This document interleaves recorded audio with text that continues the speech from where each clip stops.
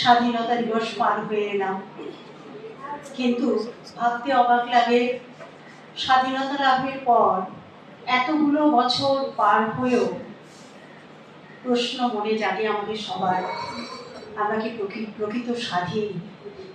আমাদের অর্থনৈতিক সামাজিক প্রেক্ষিত সব দিক থেকে চিন্তা করলে প্রকৃত স্বাধীনতার যে সুখ, সেটা বোধ হয় আমরা এখনো লাভ করে উঠতে পারিনি। আজ আমাদের নিবেদনে থাকছে কবি সুনীল গঙ্গোপাধ্যায়ের কবিতা স্বাধীনতা, স্বপ্নভঙ্গ ও নতুন স্বপ্ন। অংশগ্রহণে আমি ছবিতে আর সর্বজিৎ চট্টোপাধ্যায়। নমস্কার।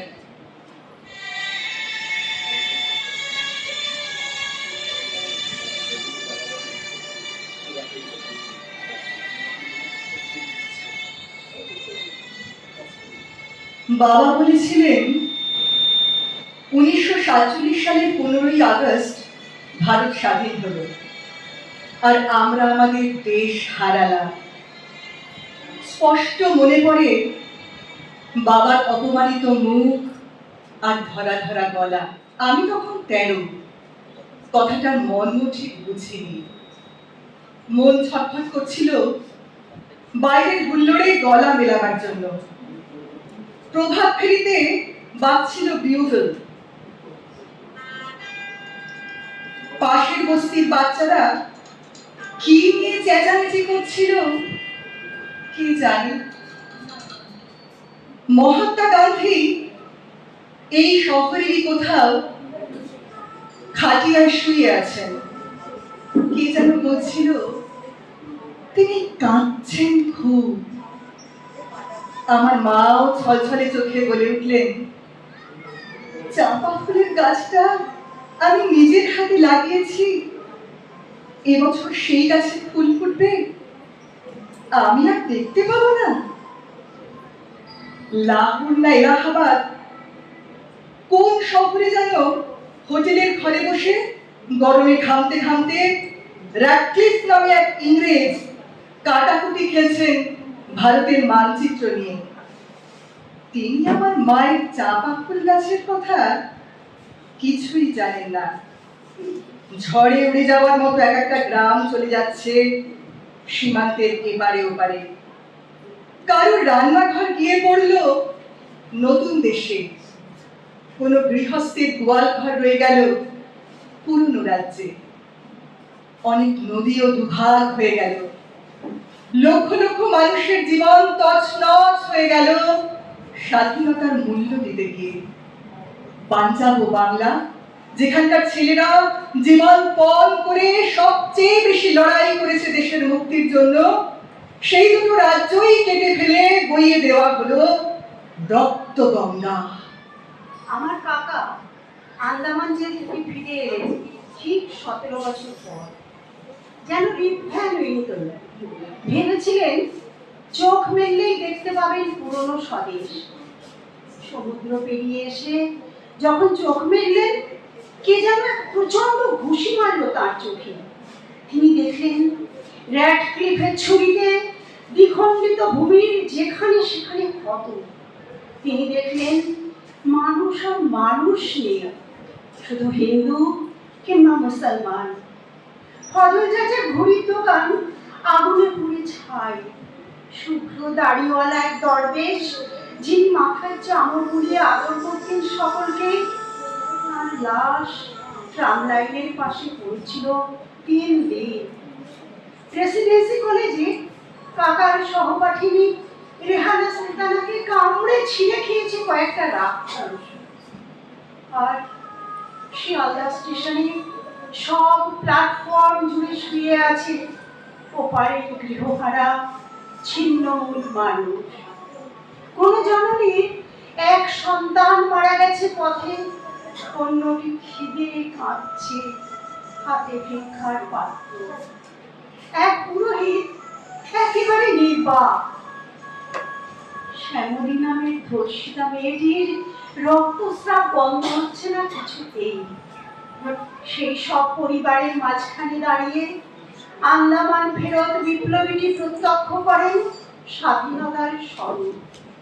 এক বৃদ্ধ চিৎকার করে উঠল, গান্ধীটা মেনে নিল দেশভাগ, তার পেয়ারে জওহরলালকে কিছুতেই বোঝাতে পারল না। আজ যদি সুভাষ বোস থাকতেন এখানে। সেই চিৎকারের প্রতিধ্বনি যেন পৌঁছে গেল দিল্লিতে। এক মহারাষ্ট্রীয় যুবকের হাতে প্রার্থনা সভায় খুন হলেন গান্ধীজি।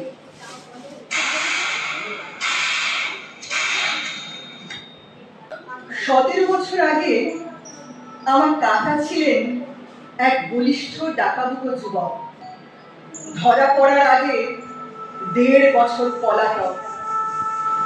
তখনও রোজ ভালো করে খাওয়া জুটত না।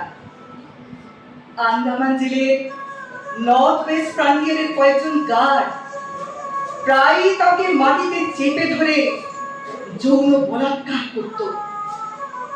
অত্যাচারের ভাষা ছাড়া তারা আর কোনো ভাষাই জানে না। কাকা যখন ফিরে এলেন তখন সেই সুপুরুষটিকে আর চেনা যায় না, যেন এক দেশপ্রেমিকের প্রেতচ্ছায়া। ওকে একদিন ভালো করে খাওয়াবার জন্য ব্যবস্থা হলো। একটা বড় কাঁসার থালায় সুন্দর করে সাজিয়ে দেওয়া হলো ভাত, আর কয়েকটা বাটিতে সোনামুগ ডাল, ঝিঙে পোস্ত, ভাপা ইলিশ আর গলদা চিংড়ি। মাটিতে পেতে দেওয়া হলো আসন। সেই আসনে বসে বেশ কিছুক্ষণ চুপ করে রইলেন কাকা। তার চোখ দিয়ে গড়িয়ে পড়তে লাগলো জল। একটু পরে ভাতের থালাটি ঠেলে সরিয়ে উঠে পড়লেন। আজ কোনোদিন তিনি নিরামিষ ছাড়া কিছুই খাননি। কয়েক মাস পরেই তিনি চলে গেলেন তার জেল সঙ্গী উল্লাসকর দত্তের কাছে। ওরা দুজন মুখোমুখি চুপ করে বসে থাকতেন, যেন সব কথা ফুরিয়ে গেছে।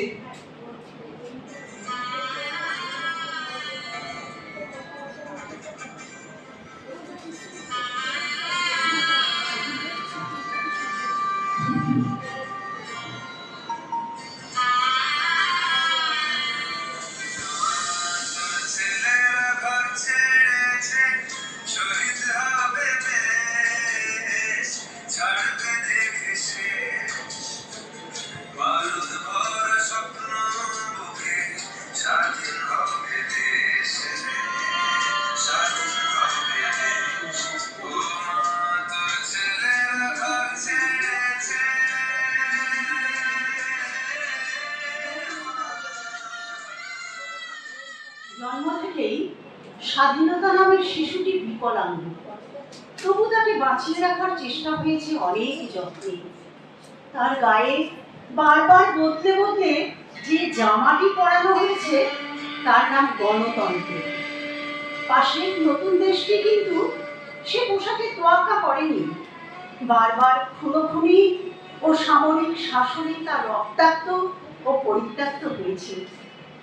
তারপর তো এক সময় ভেঙে টুকরোই হয়ে গেল। এই পুরনো দেশটা কিন্তু ভাঙল না। যদিও সীমান্তে ও পাহাড়ে মাঝে মাঝে বন্দুক গর্জায়, মাথার কাছে কাশ্মীর নিয়ে লাগাতার মাথা ব্যথা, তবু ভাঙল না। অনেক ফুটো ফাটা ও তাপ্পি মারা হলেও সেই আলখাল্লাটাও গায়ের ঠিকই জড়ানো আছে। মানুষের বয়স আর দেশের বয়স তো এক নয়। 60 বছরেও এদেশ সবেমাত্র কৈশোরে পা দিয়েছে। হাত পাগুলো ঠিকঠাক হয়েছে, কথা ফুটেছে মুখে। খেলাধুলো খুব একটা পারে না, কিন্তু গান টান গায় বেশ। এবার একদিন চাঁদের দিকে একটা রকেট ছুঁড়বে।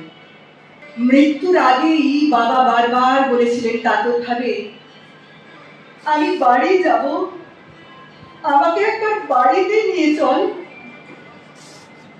আমরা তা পারিনি। বাড়ি মানে তো জন্মস্থান, তা কবেই মিলিয়ে গেছে অন্য দেশে। বাবা শেষ পর্যন্ত এ দেশকে নিজের দেশ বলে ভাবতে পারেনি। আমার ছেলের কাছেও এসব গল্প কথা আর পুরনো ইতিহাসের কোনো মূল্যই নেই। মানুষ ইতিহাস নিয়ে বাঁচে না, বর্তমান নিয়ে বাঁচে। বাবা কাকারা সব মিলিয়ে গেছে নদীতে। আমাদের মনে স্মৃতির দুঃখ বিলাস ফিরে আসে মাঝে মাঝে। আমাদের সন্তান সন্ততিরা এই পুরনো দেশটাকেই নতুন ভাবে গড়তে চাইছে। মাঝে মাঝে স্বপ্ন দেখি সাহেবরা আবার ফিরে আসছে, এবারে আর অস্ত্র নিয়ে নয়, চাকরি চাইতে। একটি আন্তর্জাতিক এলিট স্কুল খোলা হয়েছে আমাদের রাজধানীতে। সেখানকার ছাত্র বিভিন্ন দেশের রাষ্ট্রপতি ও সেনাপতি। তাদের শেখানো হচ্ছে গণতন্ত্র। বিভিন্ন ধর্মগুলোকে বাড়ির মধ্যে বন্দি করে রেখে প্রকাশ্য রাস্তায় সব মানুষই আবার মানুষ হয়েছে।